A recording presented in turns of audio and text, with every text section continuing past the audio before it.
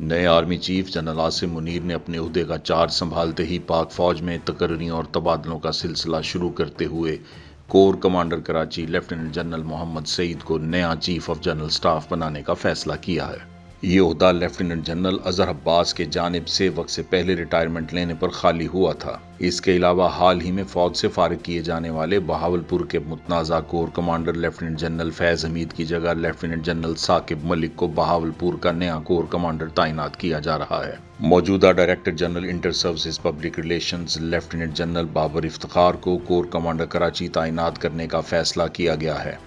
بتایا جا رہا ہے کہ میجر جنرل احمد شریف ان کی جگہ ڈائریکٹر جنرل ISPR کا عہدہ سنبھالیں گے۔ لیفٹیننٹ جنرل شاہد امتیاز کو کور کمانڈر راولپنڈی تعینات کرنے کا فیصلہ کیا گیا ہے۔